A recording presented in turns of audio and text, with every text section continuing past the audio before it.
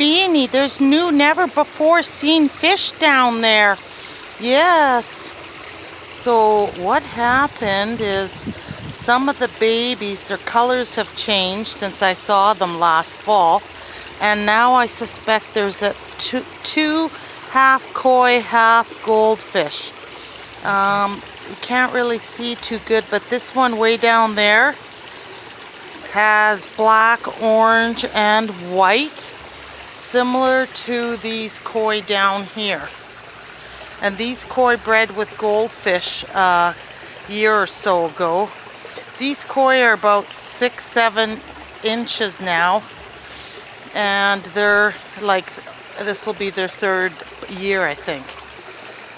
So they're growing well in the ice cold water. I think they make up for it in the summer. Now, oh yeah, and there's that big, beautiful black butterfly koi. Okay, he's was my sister's, and right next to him there's a goldfish with a red spot on the head like a tancho. I never remember seeing her before. Oops. I think what happened is, yeah, the koi and the goldfish are breeding. I suspected that a couple years ago. They were all swimming viciously in the weeds. And the hornwort is looking really good. Let's take a look. So I know I do have a half koi, half goldfish in this pond, but he's hard to see. He's all black. At night, the koi are all sneaking about. They come off the bottom of the pond and they're out near the surface. But then the sun comes up and they're shy again, because in the spring it's been months since they've seen anybody, and they go back down to the bottom. But last night I was out here and they were all over the place swimming. So they're got the spring shyness right now. Everybody looks so good. I was grooming some of the stuff out of the marsh area, and you know, the marsh smells so clean. Like, I can't describe. It's like a beautiful green smell. There's nothing smelling putrid in my pond. There's no guck. Like, I was cleaning in that marsh. Everything smells sweet and very clean because the pumps run year round. Oh, I just cut the cold frames off and this fell in from the cold frames. Oh, and there's a little baby shabunkin goldfish in here too. Who knows how many different types of breeds are in him. And the yellow flag, I pulled a lot of the dead stuff away. So it's really greening up. The shoots are growing every day. And the sweet flag there has shoots popping up too like crazy. The sweet flag smells so beautiful. You just have to, and I clean the filters. The easy biofilters. There's 3 easy biofilters attached to that pump, and they run all winter. That pump and that hose and the ball and everything. And I just cover them with a cold frame, and I'll heat them if it's like colder than minus 15 or 20, because the cold frame holds the temperature so I don't have to heat it much. The water is warmed up to 40 degrees now. So yeah, spring is coming. And today is about plus 10. Now, where did that thermometer go? It's right here. But, so I cleaned all the filters. The filters are all underwater. That's why I can run everything all winter. And those hoses there that spin the ball run all winter. If the water's coming out fast enough out of the hose, which it is, right? And here is the stream that comes from the upper pond. Just little streams, and the rocks stop those fish from coming down. And of course the spinning ball, because that really provides oxygen all winter. And I clean these easy biofilters. There's 4, 2 on this side and 2 on that side with the T under the rocks. I just have the rocks there because it looks pretty and it helps hold everything down. But they're easy to get to, my filters, so it's easy to winter. I don't clean, those filters run all winter. It's the first time I cleaned them since last fall, okay? They're easy to run all winter, and it's good to run. your pond all winter. Everything will be super fresh. The water smells so clean. Okay, there's no fishy smell. Everything is clean. Spick and span clean. Because, oh, and the pumps, that's a faster pump there too. Before I had too slow of a pump a year or so ago.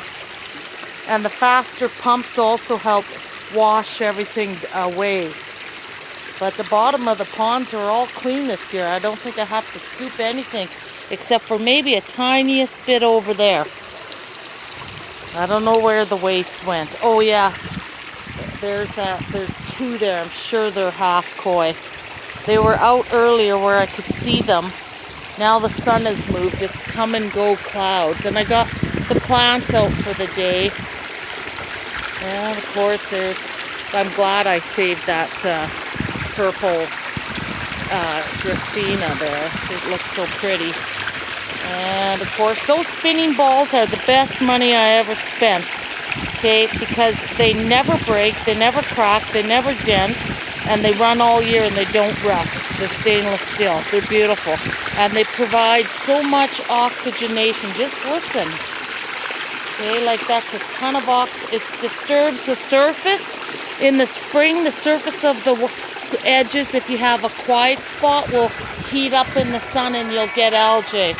Oh, the wind picked up. That's my wind chimes there. My sister got me those wind chimes for my birthday a couple of years ago. Yeah, the wind is howling. And the sun it's about 2 o'clock in the afternoon, so the sun, oh, there's that half goldfish down there. I'm sure he's got a black spots just like the others, okay? And he was down there, but a couple years ago when they were like little tiny babies, I took them and put them in the greenhouse one winter just to see what they grew into. But the colors only started to change this year. And now, yes, Beanie, we got half breeds. Yes, my beautiful Beanie child. Puppies are the best. Everybody needs to have puppies in their life. Beanie's just my favorite little girl.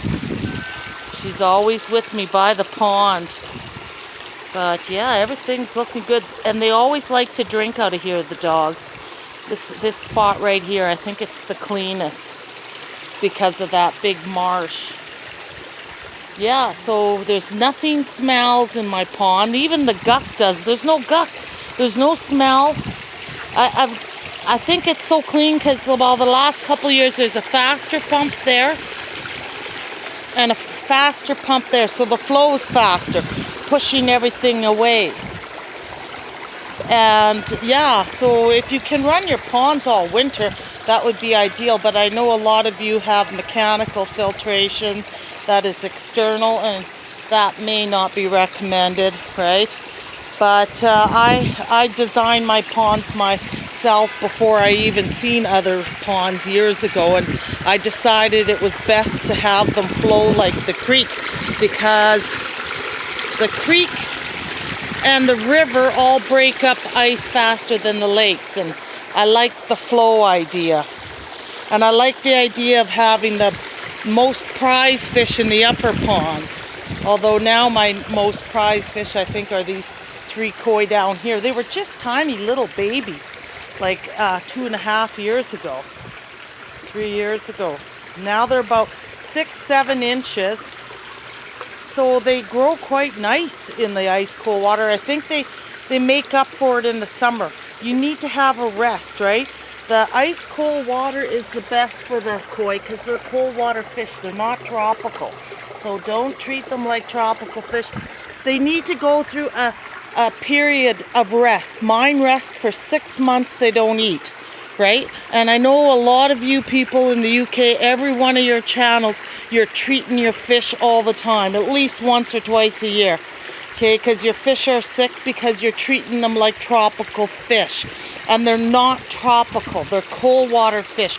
And I proved this. My channel goes back 7 years. You can see all my fish, the same big koi that I've had for 30 years, okay? And they're never sick because the ice cold water allows them to rest and knocks off parasites and keeps diseases down. And I notice you guys all get dropsy, a lot of your fish there. And dropsy is a liver failure. And they say don't feed them if they have dropsy. This is just what I've heard from the people in the UK. Okay, I don't feed these for 6 months. They go through a rest so their liver gets a good rest. So you guys have to stop doing what you're doing and start wintering them properly.